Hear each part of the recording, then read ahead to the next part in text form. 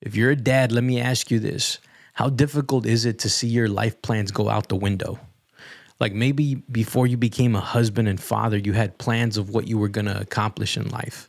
That infamous question we get asked as kids, right? What do you want to be when you grow up? Some of us were so sure we wanted to be in a specific profession, and then we get there and something happens that completely throws that plan out the window. I used to be a Christian hip hop rapper, and those plans I had of making a career out of that went out the window for me. And even though it can be soul crushing to have your dreams fade, there's always a light at the end of that dark tunnel that leads us to something better. What's going on, fellas? I want to welcome you to Alpha Dad Consulting. I'm your host, G. Vidal. And on this show, we focus on helping family men rise above the challenges they face as husbands, fathers, and providers to embracing their role as a leader so that they can create the life at home they truly desire. We do this by bringing you tactics, strategies, resources, and conversations with incredible men who are playing this game of being a family leader at a high level. In today's episode, I had the honor of interviewing Jason Herrick. Jason grew up playing soccer and was well on his way to a professional career in the sport. He played for the University of Maryland and was also an ACC and National Champion.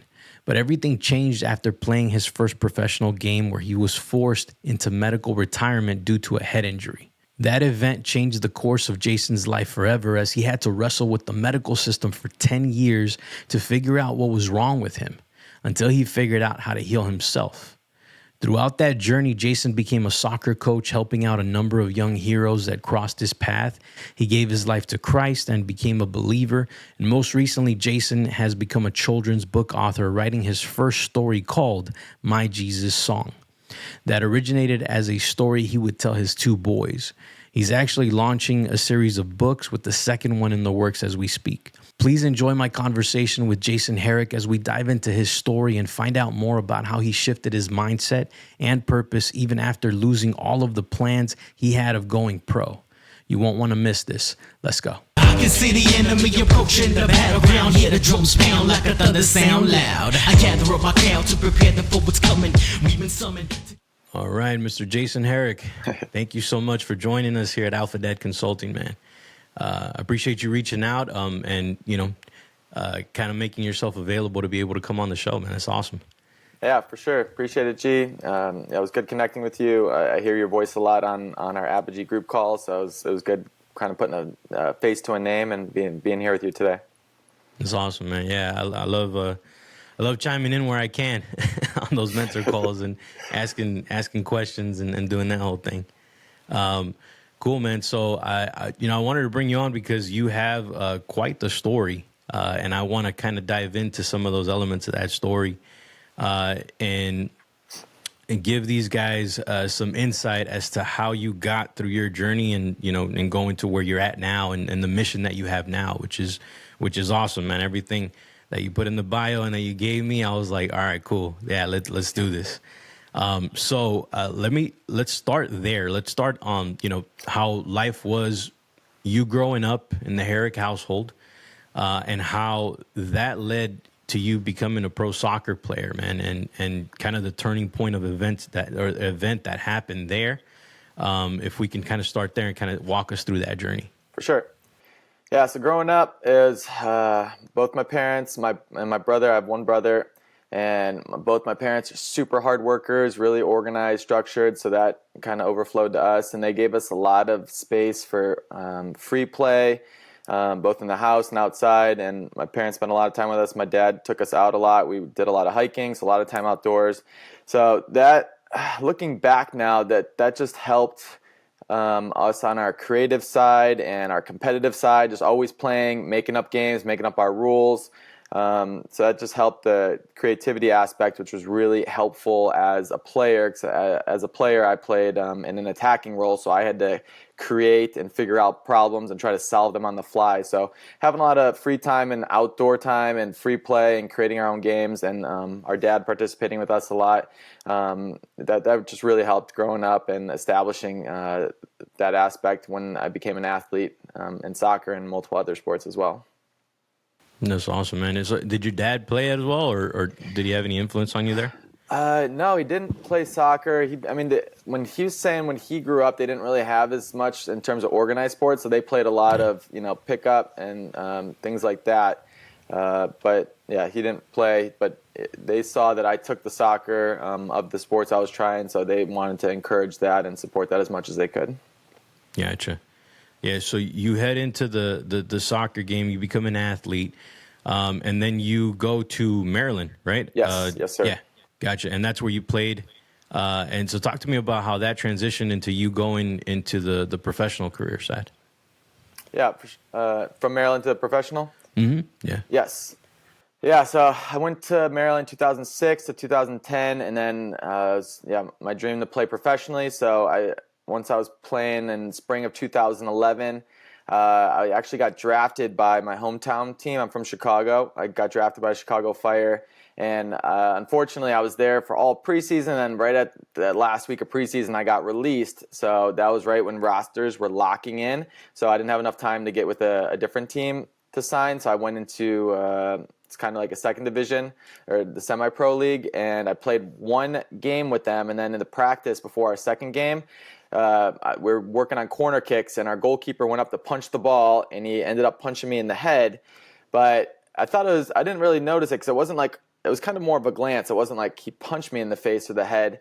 So I didn't really know too much about it. Nothing impacted me right away. So I finished out training, and then like an hour later, I started feeling really off. My teammates and I that carpooled, we went to the gym. Some of them were going to do a little bit of a workout, and I just started feeling off. And then I realized that I got a concussion or a head injury. And I had some previously, so this one didn't seem like it was that big of a deal. I was like, okay, a week or two. But then this symptoms and stuff started lingering, and then it went on for a while. Weeks turned into months, and then I ended up having a forced medical retirement. So that was obviously really difficult for me to go through.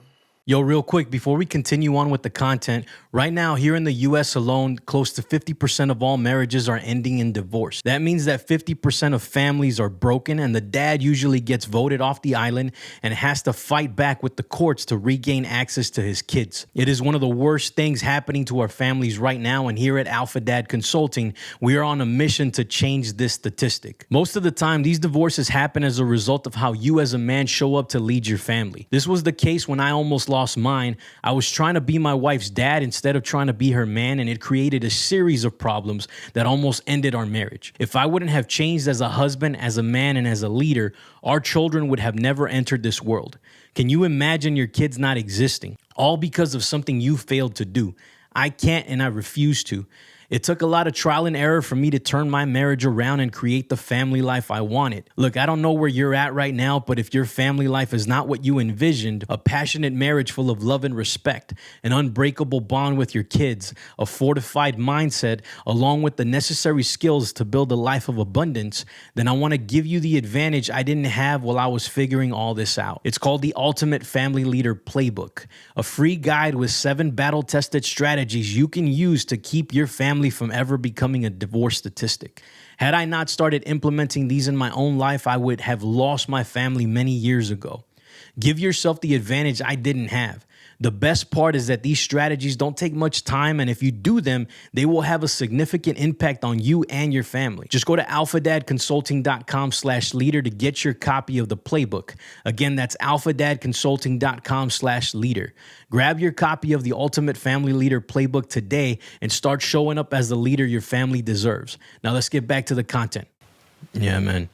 So talk to me about that, man. Like, so you get that news, and then what's going through your mind? Like, where does your mind go after that? Because this was a goal that you had. So you were working really hard to get there, to play professionally. And you have this incident, this turn of events that happens. And at first you don't realize the severity of the injury, right? Like you're just kind of going through life like, hey, I've been hit in the head before, no big deal. But when you get the news of this being a big deal, like how do you go through that? Yeah, it was tough because right when it initially first happened, my parents are in a different state, and I don't exactly know the timeline. It's not like an arm break or a ankle or knee surgery where you have, more of a timeline. And then it's also an invisible injury versus I don't have a cast or crutches or anything. So people aren't fully aware of it either, which makes it difficult because I don't fully know what's going on and people look at me and they can't even see that anything's wrong. So it's just hard, that barrier to communicate and for people to be aware. So at the same time, my wife now, who was my girlfriend at the time, she was taking a post-grad trip to Europe, so she was out of the country. So I just didn't really have a support group that was near me, and I didn't fully understand what was going on, so that was really difficult. One thing that really ended up helping out a lot was there was a local family who came to the games, and I met the wife at the gym because she was a fitness instructor, and I had on my, I spoke to... No, the dad after the game had an FCA shirt on, Fellowship of Christian Athletes, and I was part of that in college. So I was that was a little icebreaker for us. We started talking about that. Then they invited me over. I told them what was going on, so they invited me over to their house for a meal. Said, "Hey, come to church with us." So they almost like adopted me into their family, which was really cool because I was in a small town, or Harrisburg, Pennsylvania. So that was really big for me when I had nobody in my close vicinity that was really there to lift me up, that they really brought me into their family and pretty much adopted me. Yeah. I mean, the love of strangers, man, like they, it's amazing sometimes what God can do with people. I mean, people that you don't know. You don't know that they're going to come into your life, right? And all of a sudden you get, you get these amazing people that come into your life and give you grace, man, and give you love and support and, undeserving sometimes, like we don't even know where it's coming from, right? So yeah, for sure. I have a short story on that. If yeah. So they invited me not just over, but then they invited me over for dinner. They said, "Hey, why don't you sleep over, and then in the morning you come to church with us?" So they're stacking a bunch of things. I'm like, all right, this is a little weird. And at this point, they had 2 daughters, and they were just like perfectly behaved. So I thought this was strange because like these girls were maybe like older, elementary school. So I was like, this is really weird. Like nobody's this well behaved. Like I don't know what's going on here. But yeah, so we're staying over, and they got 3 bedrooms, one for the husband and wife. Then each daughter had a bedroom. They had a little pull out under the bed, so they were gonna sleep in the same room, and then I was gonna be in the other room. But the other room is right next door, like 2 feet away. So to me, this is strange. Like I know I'm not going to cause any harm to them, but they don't know who I am. I'm 23 years old. They got 2 young girls right there. I was like, this doesn't make sense to me. I wouldn't do this. It's like I was in such like a crazy mental space at the time. Like I was like, this doesn't make sense. Like why would they put me next to their 2 daughters? Like I was worried. Like I worked up the story in my mind that they might try to kill me in the middle of the night.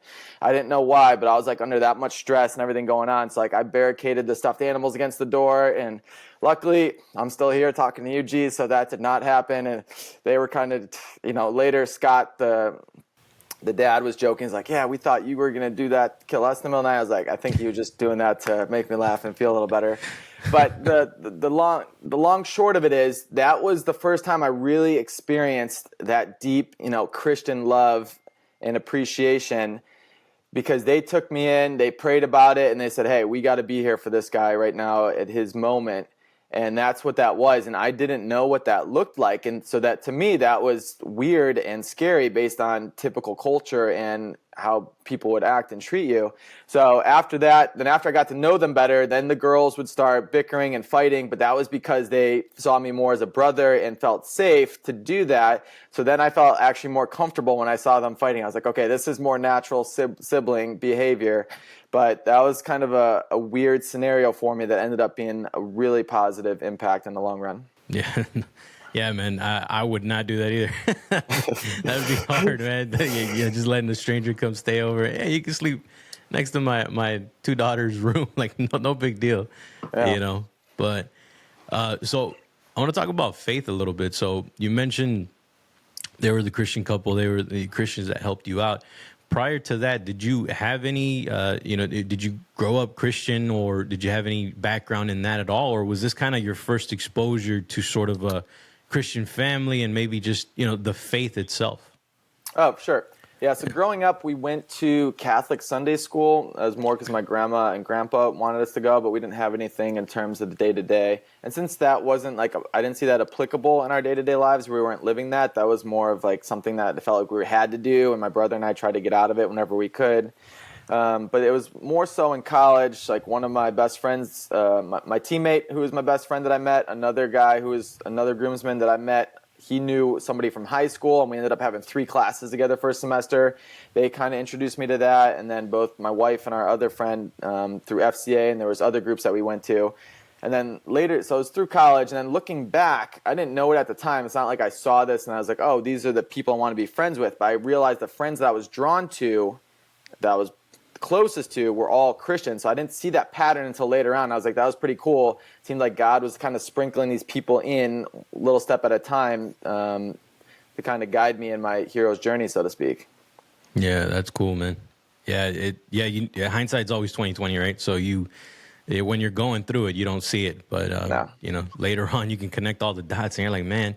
And you know what's crazy is that you also start realizing that if certain things didn't happen, right, you bad or good, like certain things didn't happen, you wouldn't be where you are now or with the people that you are now. Yeah, I think about my wife.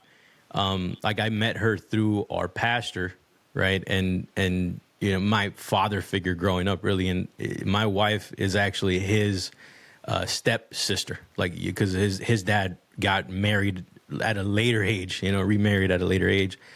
So they're not like blood related, but they're really close. Right, and right. That's how I got to meet her. And had I not met him through another person, you know what I mean? Like there's Right. all these connections, and you're just like, man, like just one person. If I wouldn't have met you at that exact time, I would not know my wife, and I wouldn't have my kids, and I wouldn't, you know what I mean? Like all this stuff. So it's kind of interesting when you start, looking back and seeing all the dots connected.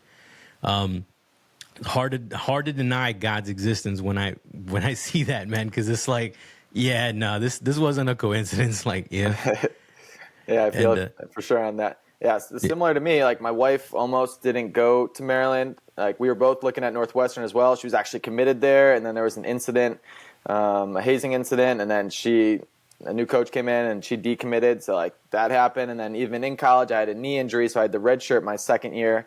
But my wife's a year younger, so then that put us on the same time track. And then that last year we were lined up to graduate together, that was the first year we were dating, so that gave us that time to start dating. Like the 2 previous years, we started out pretty much the foundation of our relationship as our best friendship, which was really good. And then that allowed us 1 year to start dating and finish together. So similar thing at a time. It's crazy when you look back at it. Yeah, that's awesome, man. All right, so I want to go into talk a little bit about faith. And so how did that play into your recovery? Because one of the things you mentioned to me is that for about 10 years, right, you're going through kind of the medical system, trying to figure out, like you were saying, like this is not a physical thing that you can see, right? Like it's not a cast or something like that. It's not visibly that something's going on with you. So you having to go in through for 10 years to explain to these medical doctors and experts like, hey, man, this is what I'm feeling. This is what I'm experiencing, right? Whether it's like the symptoms like dizziness or whatever you were having. How did faith play into that? And how did you feel about the medical system as you went through that stuff, right? Because you ultimately did find healing, and I want to get to that. And I kind of want to talk about how that happened too, because that's interesting to me. So do you mind kind of expanding on that a little bit? Yeah, so faith played a huge part. So like I said, I was out of town initially. My wife was out of the country. So the only thing that I had that was constantly with me was my relationship with Jesus Christ and God. So that was the only thing that and it's weird sometimes, that's instead of that being our first choice, that's our last resort that we go to. But that was just constant. I'm like, God, I do not know why this is happening, but I know that you have a plan for me. I was like, I know that you have a plan for me. And that was like my constant prayer throughout. And that really helped get me through, because I didn't share a lot with my wife. One, because I didn't really know the words or what was going on, but also I didn't want to make her worried, because that was the other thing I was worried about. It's like, then I started studying, right after I got injured, I started studying for the CPA, because that was my degree, accounting. So I was like, okay, so I was ready to move on fairly quickly, because I was like, I got this back up. I wasn't prepared to do this or planning to do this for 10 more years, but But then studying that, doing all that work, that created a lot more pain and issues, so I couldn't do that. So I was worried that I couldn't work or function. So I was like, I don't even know if I could marry this girl that I've known I wanted to marry, like, before we even started dating. So that created a lot of issues there. And going through the medical system, again, it's similar to at the time when you're going through things, I don't see all the dots. They're just individual dots, so I can't pick up the pattern until later on. And it's hard because when a lot of the appointments, I'm in a town by myself, so I'm at the appointments by myself. So if you have important appointments, one thing I would suggest or encourage people to do is bring somebody else with you that they're outside of that direct experience, but they still care about you enough where they could help you, especially afterwards, reflect what was going on, give you some information about what was said, what wasn't said, ask some questions that you might, because if you're in a fear state of mind, you're very narrowed, so you can't really see the full scope. And the system's set up where this person's an authority and you're down here, so it's like it's almost as built in, you might not even want to ask questions because you fear what that looks like, that they're supposedly supposed to be smarter than you and you need to show this respect. So it was hard at the time, but so the treatments were initially, he's like, okay, I have this concoction of medications and this is going to get rid of your pain. And again, at the time I didn't know, the goal wasn't the root cause healing, it was treating the symptom of pain. So if I can get rid of your pain, then I am successful in this mission. So at the time, the pain was bad, so I was like, okay, fine, but I didn't realize, I want to solve the healing at the root cause, not just mask the pain. But anyways, that didn't work, so he's like, okay, now I have a different combination of cocktail medications.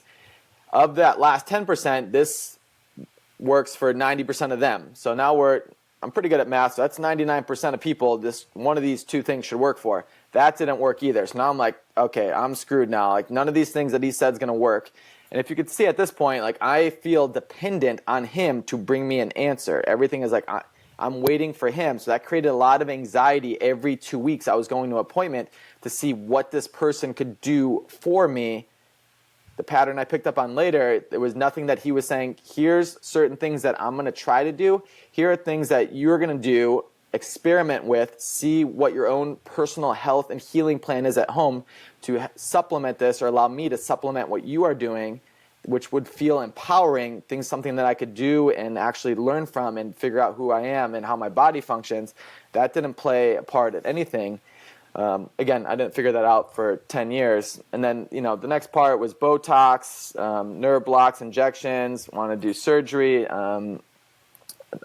nerve cuts. So it was all things that they could do to me or for me to solve, again, this symptom. But I didn't see it at the time. And again, I had a lot of stress and fear and anxiety. So at the very end, he pretty much ended up blaming me, saying, hey, instead of telling me, I failed you, I can't solve it, we got to figure out someone else, he said, yeah, you're the problem, you're going to have to go on pain management for the rest of your life.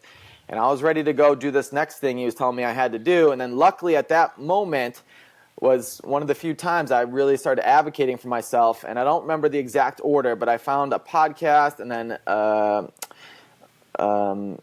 somebody that wrote a piece, and that led me to another piece, and I found a book. So this doctor, John Sarno, he did a lot of research on pain, and a lot of times in back surgery, the surgery didn't actually help about 50% of the time. So he was trying to say, what's the deal here?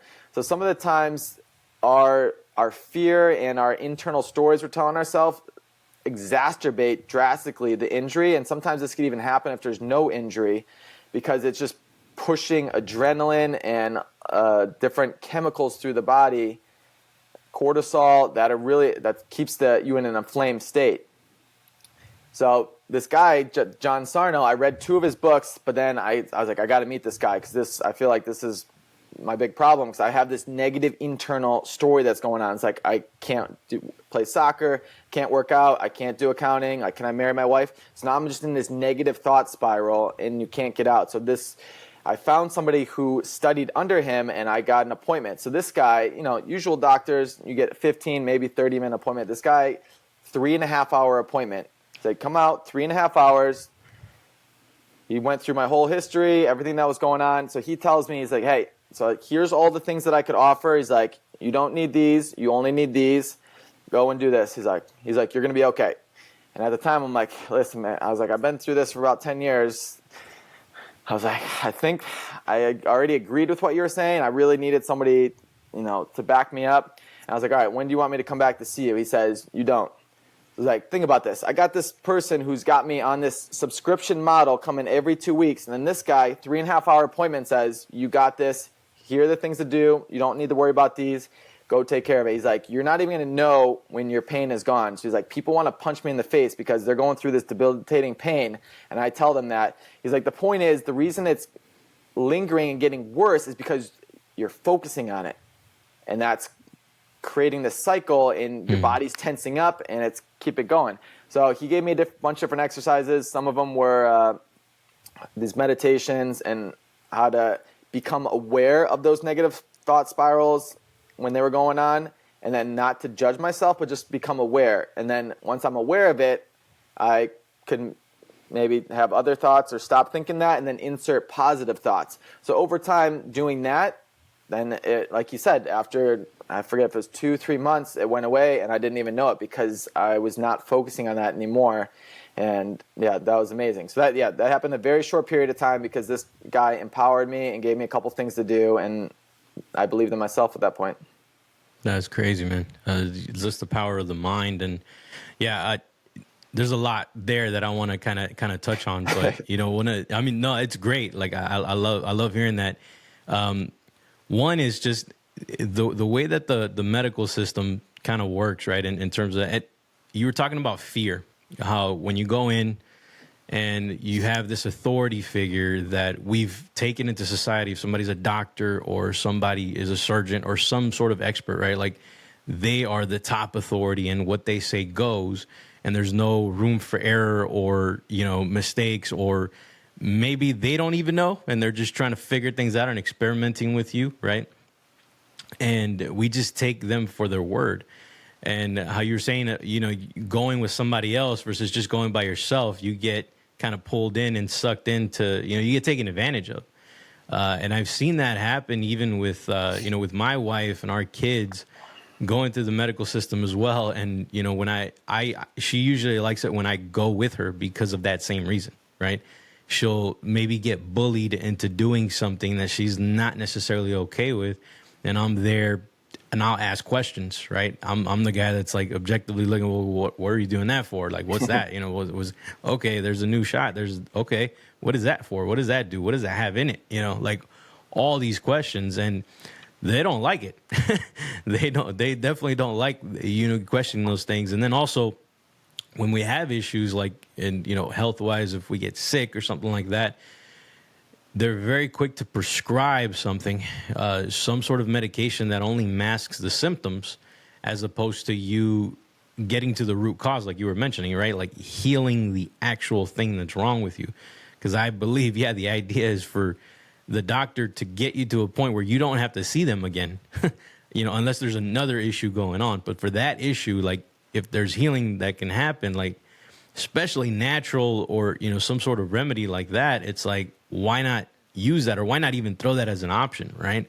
And let you choose, like, hey, there's painkillers, and then there's also this, right? Like something else that you can use, or something, or maybe it's your mindset, or how you were talking about, like focusing on and going into that feedback loop of negativity that you were having, and kind of focusing that was kind of increasing the pain, right? So these are all things that they don't talk about in the medical field. You have to go outside of it, and then when you do, you hear about people that beat cancer without going through chemo, right? Just they change their nutrition or their eating habits, and just through nutrition and some other forms of natural remedies, they beat it. And you're just like, what? Like how come we don't talk about those? Going into, not to get too crazy in like the political thing, but going into COVID, right? There was a lot of people that got COVID and they got immunities and they didn't need the vaccine, right? And then there's some people that like they're on their 6th shot or something like that, and it's like, and they're okay with that. And even though you got data that comes out that says, hey, there might be something going on with this, right? Like you got to look at that stuff, and people people are just so quick to accept authority, man, and not question things anymore, right? And I don't know if it's school that ingrains that in us, growing up in the public school system, and we just, from day one, kindergarten or even pre-K, there's an authority figure telling us what to do and when we have to do it, right? Math at 10 a.m., social studies at 11 a.m., and recess at 12, you know what I mean? Like, we have this thing, and we just accept it, man. Like, we're just like, yeah, all right, cool. Recess is at 12 because the teacher said so, yeah? And yeah, that could definitely be part of it, because the whole time as a student, you don't do any learning until the bell rings, and then you're waiting for the teacher to give you what you're supposed to learn. And I remember even sometimes I really liked math, but I wasn't allowed to go ahead. It's like, why wouldn't you encourage somebody to push as much or as far as possible? And even, so that it's hard on, the teachers as well, because that puts a lot more pressure on them to be the focal point of the learning, whereas they should be more side by side, shoulder to shoulder with the student, empowering them to be a self-directed learner, which is what you need as an adult. So whether you do that 100% starting from when the child is 5 or 6, or you do a gradual incline where they maybe start out 20 to 30% directed learning, and then they go a gradual up towards 100%, and then you say, okay, 2 or 3 years before you turn 18, you're going to be at 100%, and we're going to build up to that. But you don't see that, so then I ask, why is that? Like, if you're going to train for an event, like, you're going to be training 100%, doing exactly what you need to do leading up to that event. So same thing, if this is supposed to be training for adulthood, that would be what we would expect to see. And going back to your comments on the medical system, so it was interesting, because the higher up people that I was treated by or dealt with, those were the worst interactions that I had. So some of the best ones were just my athletic trainers, like Sean Hendy, Kalat Flagg, another lady that I saw down at the Life Institute in Atlanta, Dr. Susan Esposito. So there's a big contrast that I got. I got some really good people, and the people that were really good, I felt like they didn't just see me as some another unit or individual. They saw me as a person. They had actual personal conversations with me. They were asking for my feedback. So, and then I feel like when they do that, then you are more at ease. You are free to ask questions and give feedback and be part of that healing process, which is natural. Like, they can't heal you. They could help the body heal itself. They got to get the body in the place. And by doing that, seeing you as a person, it's better for them. The hard part is when you are trained and felt like you are an expert or authority in this system or in society, you don't want to go side by side. You like being up here, dictating from above. But the people that come by side, those are the best leaders, those are the best mentors, those are the best teachers that you remember from when you were little, because they saw you as a person and want to empower you to make the best of your life and your journey.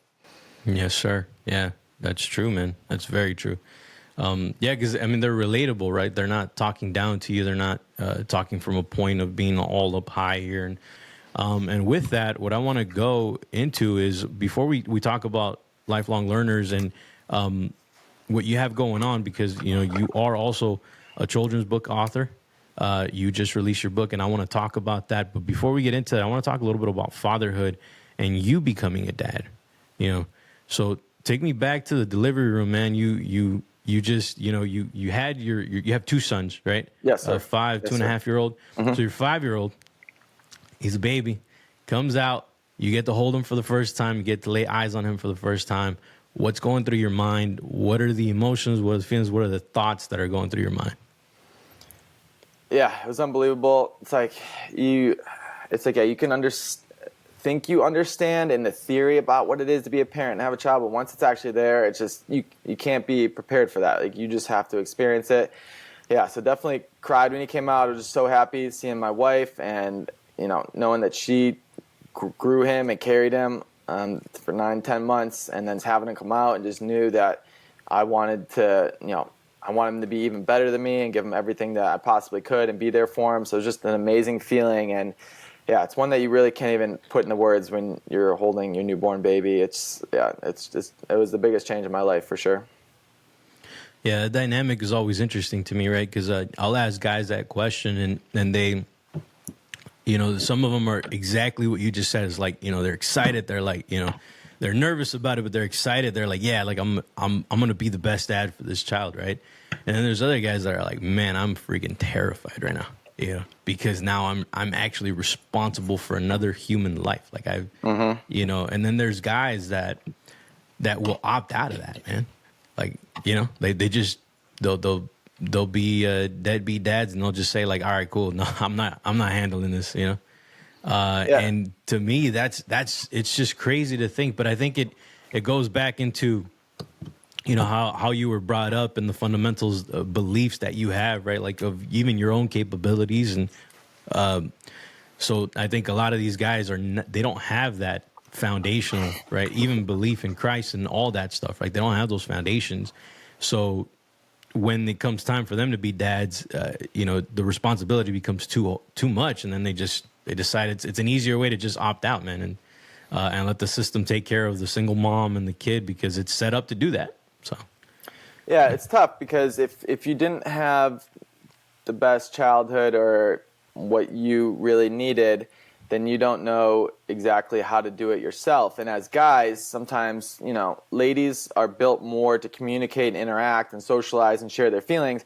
But as guys, we feel like we need to know what the answer is. We need to execute. We need to take action. And we need to be successful and do it. So if we go into that vulnerable state of asking, say, hey, how do I do this? How do I be a dad? I feel like I'm failing here. We feel like we might be lesser than and might be frowned upon and looked down upon. So we kind of skirt away from that. And it's hard because a lot of times growing up through fatherhood, because of how, you know, society's structured, you're not around other little kids a lot unless you have other siblings who just had kids. So then you don't have that interaction or experience of, you know, observing it or interacting in that.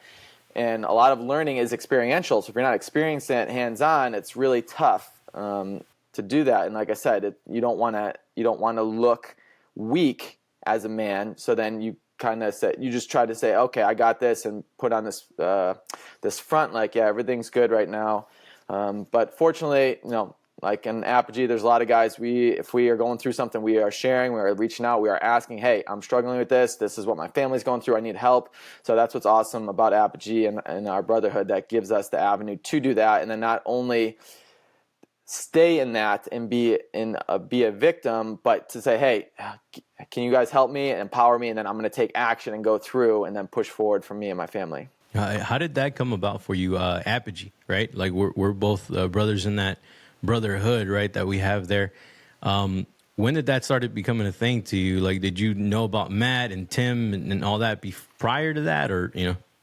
Yes. Yeah. So I went through a mental exercise of how to fix the education system. So naturally, when we think about these things, I don't want to say everyone, but almost everyone in your mindset, the system is the solution. So in your mind, fixing it, being a reformer, how to reform the system is the answer. So I started going through that. So I got all these ideas like, oh, this is great. This is all these, you know, things that are going to work. So I was like, oh, people are going to want to know about this stuff. And then I thought I was the first person with these ideas, which was silly, and that nobody's ever like brought these to the table before. So I was like, oh, I'm going to go fix everything. And then I realized that's, you know, plenty of people have had these ideas and tried to say, hey, let's fix it from the inside, and not gone with it. So then somehow I came across Matt on IG. Somebody shared a piece of his content, and I was like, oh, this guy's got a similar thought process. Not necessarily everything that he thought and the outcome, but his process of how he got there, the questions that he asked, how he broke things down, how he looked at things, how he actually saw development. Because I coached soccer for 7 years too, and I saw how you have to help people develop and how you have to empower them. And, you know, if somebody doesn't want to help themselves, you can't really help them. If somebody wants to help themselves, then you can give them little things, and you got to let them grow. So I saw he had that similar mindset, and then hearing more of his story, that he was both, you know, he had the similar philosophy. I'm going to go be a teacher. I'm going to fix it from the inside. I'm going to be a principal. Oh, okay, maybe not in public school. I'm going to go do it in private school. Matt, he's a private school teacher, principal. Then he goes to Stanford. So he's at every aspect of it. So he sees the whole thing. And yeah, so the way he questions things, the way he understands it, that things don't work in silos. You got to see it holistically in terms of things are interconnected.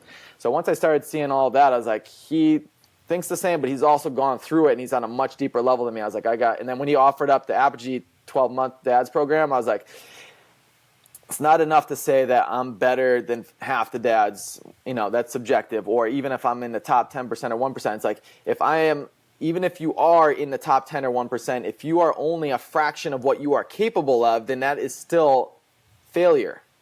You can't grade on the curve and say I'm better than the rest when you are failing at your potential and what you are capable of, which I knew I needed to level up for myself, my family, my wife, my kids, and my future generation. So I knew that I had to jump at that opportunity once I saw Matt announce it. That's awesome, man.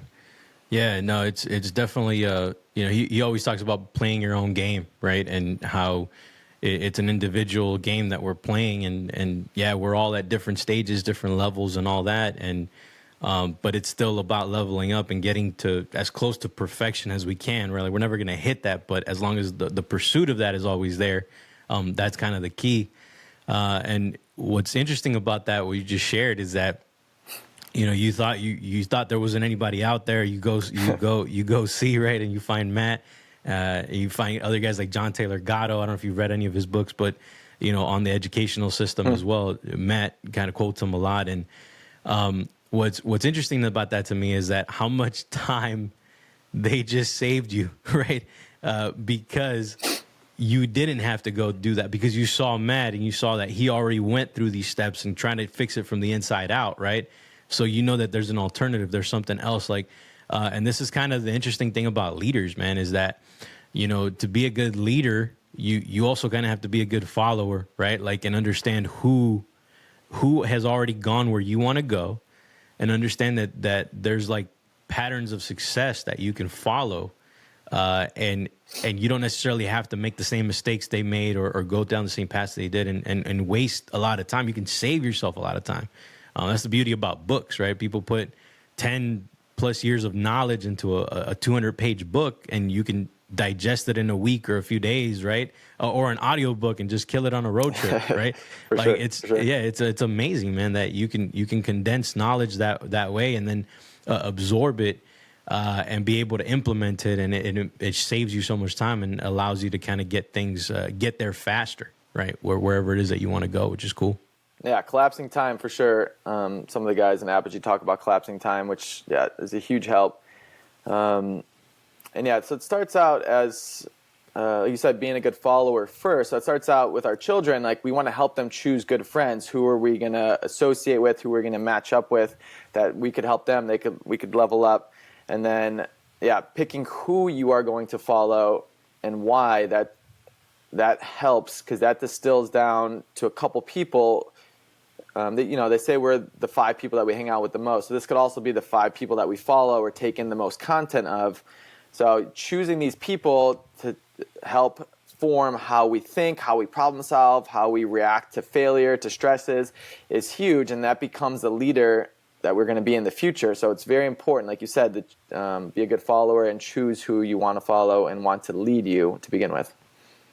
Yeah, because someone's going to take that role on anyways, right, in your life in some capacity. So it's why not choose the right people to have, right? If you don't choose it, somebody's going to be provided for you. And exactly. Yeah, we don't want that for sure. Exactly. Yeah, man. All right. So I want to switch gears and go into the lifelong learners kind of journey that you're going on right now, creating the children's book, man. How did that come about? You're going from soccer player to coach, right? And then all of a sudden you're like, all right, cool. Let me write some children's books and kind of get into the educational space. Let's talk a little bit about that. Yeah, for sure. Yeah, so I realized I couldn't do accounting. So the thing that I started working on was coaching soccer, because I could do that for 30 minutes to an hour and I could take a break. So it was very short spurts.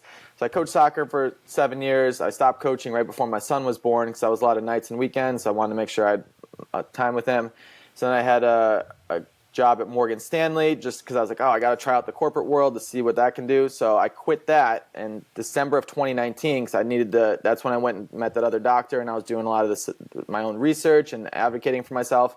So I was like, I got to focus on my health, because I don't know if I can get better, but I got to get to the best that I possibly can. So that was kind of my 1A, and then my 2A, 2B was starting to write and do speaking. So I was going to take different parts of my journey. I was going to go into churches, sports teams, and schools. So I was going to talk about my faith journey, context at churches, go to sports, talk about, overcoming failure, dealing with injuries, and then schools, talking about anxiety and depression and kind of the emotional mental health stuff that I went through. But obviously, 3 months later, all those things got shut down. So that all got, the second thing I was like, oh, this is how I'm going to help people. I've been 10 years stuck, not doing anything. I'm going to go give back to these kids and just help them elevate. So my second dream got taken away. So I've been home with my 2 boys since then. And I was like, I got to figure something out. So I was always writing down little ideas for stories because I like telling my kids stories. And I made up this bedtime lullaby. And then I just turned it into a book. I had to generalize it a little bit, take out some of the personal family names, and find an illustrator. And then that's how the book came about, because I still wanted to impact children, impact families, but do it in a way where I could do it remotely. And if I end up being able to speak in person, which was my original plan, to go meet with kids in person, face to face, because I love it coming full circle where I see that they're impacted, that they're growing, and it comes back to me. I'm like, all right, I want more of that. That makes me hungrier. That makes me satisfied that I helped them. So this is a way where I could create a product. I could give it out in perpetuity. My kids can, benefit from this in the future, and this can go to families, and they could pass it down their generations from, throughout their life as well. That's awesome, man. And this is a series that you're doing, right? It's not necessarily just like one book. Like Correct. you did it's My Jesus song, right? Yes, That's sir. the first Yes, one. And then you're in the process of creating the second one. Oh, there we go. Yeah. That's awesome. Yeah. And guys, we're definitely going to link that up, in the description below and the show notes. So that way you guys can support Jason and get a nice book for you guys to be able to read to your kids, man. One of the things that, I love doing that for my kids, especially my 5-year-old. I've been doing it since he was really little, man. And, telling him stories every night, and making it up, like literally making it up as I go, man. And sometimes I'll take, elements of other stories and kind of make a hybrid story out of, whatever it is. So there might be a little bit of, superheroes coming in, and maybe he's a superhero in the story, right? He's putting on the Iron Man suit and going, and beating the bad guys and all this stuff. Like, so there's all this stuff, man. But it's really cool to dive in as an adult into your imagination to try to tell a story to your child, right? And that's something that I kind of want to talk a little bit about, because I feel like as we get older into adulthood, right, imagination kind of gets taken out of us, like storytelling and imagination and all these things that are so key to a child's development fundamentally, right? Like I see my kid, you've already gone through the alter ego effect, right? And building out your alter ego and apogee. That exercise is sometimes very difficult for a grown man to do, because we don't spend a lot of time in our imagination in the way that a kid does, right? Like, they can put on an alter ego in seconds, man. Like, my kid is a T-Rex. In 2 seconds, he's a T-Rex. For sure, yeah. And then in another 2 seconds, he'll be Spider-Man. You know what I mean? Like, he's all over the place, and he'll play the character full out. Now, I'm not saying we as adults should be running around like T-Rexes and Spider-Man, right? Yeah, that's not what I'm saying here. But what I'm saying is the ease in which they dive into their imagination and use that as a tool to create. And I think that, I love listening to this guy, Myron Golden. I don't know if you ever heard of him, but he's a Christian man. He teaches business. He's a business coach, and he teaches business out of biblical principles, right? And uses kind of King Solomon's model for business. Interesting, really good guy, man. Huh. Just has some great stuff online.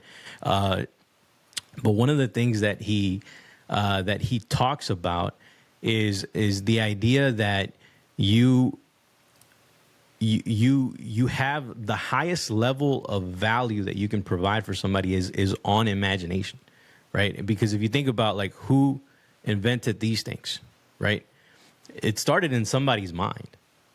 Like, somebody thought about this idea, and then they figured out a way to implement it and get the right people. And because the person, Steve Jobs or whoever it was that invented this thing, like, it started in somebody's mind, and then it was expanded upon, and boom, right? And now it's become a reality. And, so imagination has really a unique power, man. Our mind, even when you were talking about earlier, the feedback loop of negative thought that you were having and how that was debilitating you in your life, right? And causing pain.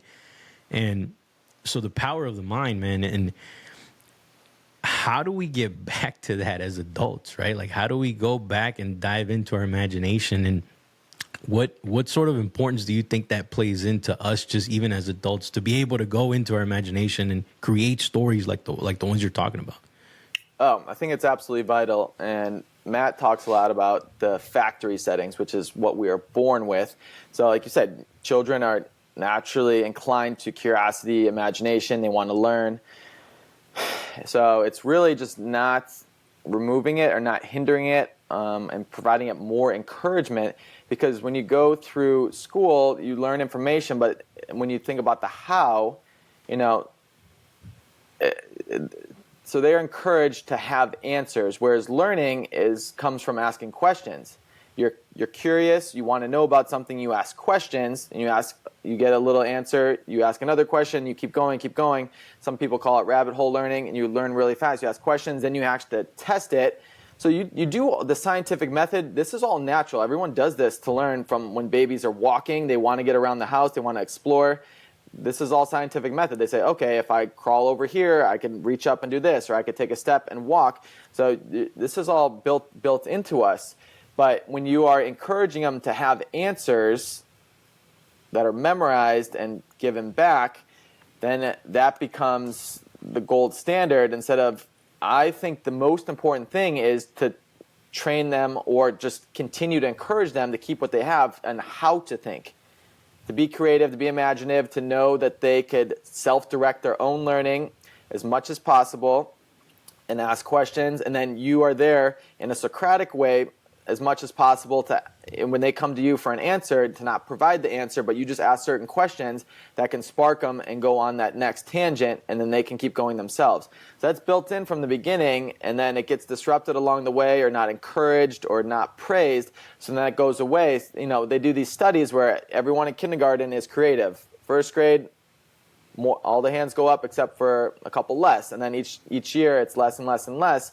And then you see things like music, art, recess are all taken away. So these are all creative outlets, and when they don't have as much time put towards that, they don't see that encouraged or praised as much in society, then that just goes away for kids. And then that's probably not a small part of why kids are dealing with some of the mental health issues that they're dealing with today, and adults as well, because we all need that. We all need to be playful. We need to have fun. In order to solve problems, a lot of times we have to think of a solution. And before we bring it to life, like you said, like the phone, you have to see it in your mind, or ask the question, or create something that might seem silly at the time and bring it out from nothing.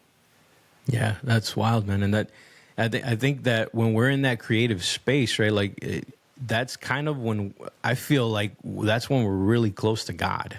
You know what I mean? Like, because he's the ultimate creator. And whenever we get a chance to create things out of our mind, like, you know what I mean, and bring something into fruition, whether it's doing something as innovative as like a phone or something like that, right? Or even just you as a teacher and sparking a new thought and seeing a change in an individual that you're leading, right, with your own kids and all that, and you see the spark come alive, and you're like, yes, like he gets it now, like he's implementing. So that is kind of the beauty of creativity, right? And getting that. One of the things that you touched on when talking about kind of the trajectory of school and how the kind of the Socratic method of learning, right? That asking questions and drawing out answers versus being told the answers and memorizing them. And the big problem, like, I love education, but I hate school. Like, I hate the system of school. I love learning. I love diving into a book. I love listening to smart people talk and picking up as many nuggets as I can from them. But the system of school, the big problem that I have is that it really, it makes you fear failure, right? Because even the F that they give you stands for fail. Like, you failed this class just because you couldn't memorize this thing that they wanted you to memorize or implement whatever they wanted you to do, right? And even though you're not a failure, man, like, we learn through failure. Like, you were talking about a little kid, right? Like, little child, they're, and we're there cheering them on as they're, picking themselves up, taking 2 steps and falling. And we're cheering them on, like, get back up. You got this, man. You can do it. Like, we stop doing that for kids at certain points in our lives, man. And, I'm guilty of this too. Like, my son, my oldest one, he does MMA, right? So he's doing jiu-jitsu, he's doing Muay Thai. And sometimes, he'll throw a punch or a kick, and I'm like trying to correct him, and I'm like, I have to check myself. I'm like, dude, like he's 5, like he's just made a mistake, like it's okay. Like he's 5 years old. Like he doesn't have to get it perfect. And sometimes that gets the best of you, and I need to check myself in that regard too. And it's, yeah, man, we learn through failure. Like we should not fear. So many of us stop ourselves from being creative or writing a book. How many people I don't know if you've seen, but I've heard a lot of people say like, oh yeah, I'm going to write a book. I'm going to do this and that, and I'm going to start a podcast. I'm going to do whatever the thing is. And then they don't do it. And a lot of the times it's because of the fear of failure. Their fear of going online and looking like a fool or thinking that somebody's going to judge them or something like that is what keeps them from doing the thing that they actually want to do, Right. So yes, it's fear of just failure. And then sometimes we have expectations where it should come quicker than it should, or we don't, it's hard to go through the time where you don't see a result yet, but you just have to keep stacking those bricks. Yeah.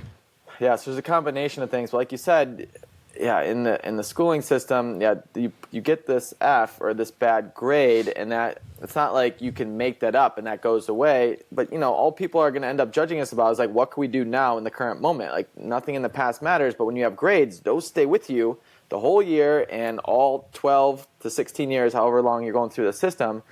So yeah, when I as a coach and a soccer trainer, I want to give them the tools where they could be successful and the mindset as well. And if you're making them fear failure, then they're gonna the greatest things that you're ever gonna achieve, you're gonna have to fail a lot at it. You're gonna have to look stupid. You're gonna have to feel weak, and you're gonna have to pick yourself back up. In the moment, it's gonna suck, but those are gonna be the things that are gonna spur you on to greatness. But if you never take those initial steps, which a lot of people, you really fail because you never start or you just quit too early. And that's a big problem. Yeah, the people that are most successful have the most and or the biggest failures that have spurred them on to that moment. Yeah, man.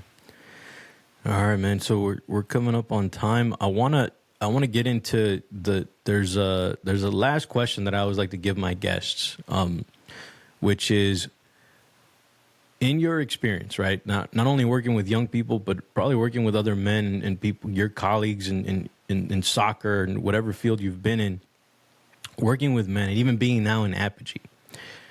If you had to narrow it down to a few traits, right? What makes a dad a great family leader, in your opinion? What trait or few traits makes dad a family leader? I would say definitely commitment. Like you have to be committed. You're not going to be perfect all the time. You're not going to get it right away. And when you're committed, you're just looking to be dependable and growing yourself as well. And then when you're committed to being the best, that means acknowledging and apologizing when you messed up, when you didn't hit that mark or that standard, because our kids and our family are always looking to us. And if we show that vulnerability and say, hey, I messed up here, they are willing to do that too, saying, hey, I failed here. I didn't do this right, Dad. Then they're able to do that as well. And then that establishes a deeper connection, and then they can grow from that. And yeah, when we're committed, we're trying to better ourselves in all the different aspects of our life. The first thing being the marriage with our wife, which is the top of the family structure, which then will permeate down into the kids. When they see that is flourishing, that just gives them the freedom to be all that they can be as well. So I would definitely say commitment, and then that just breaks out into all the different areas of what it is to be a great dad. Yeah, I love that answer, man, because it's because commitment is a choice, right? It's not a feeling, right? It's literally a choice. You're making the choice to be committed to what, to your wife, be committed to your kids, to being a dad, to being a good husband. And in that commitment, you may not get it right every day, but you definitely won't. You definitely won't. You definitely will not get it right every day. But as long as you keep knowing that, hey, you're committed, you're still in it, you're going to keep going no matter what, man. And I love that answer, man. All right, Jason. Well, dude, I appreciate you so much coming on and sharing your wisdom with us, and also, writing up the book, man, and taking the initiative to become an author. And I wish you nothing but the best, man. Much prayers going out to you, your family, and all the success in the world, man, to be able to keep this going and impact as many lives as possible with the good work you're doing.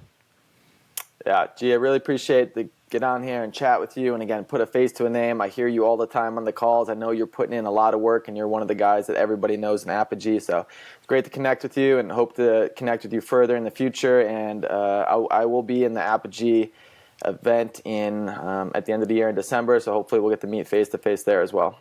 Yes, sir. I'll be there too. So we'll Perfect. definitely get to meet. Yeah. Love it, man. Love it. All right, brother.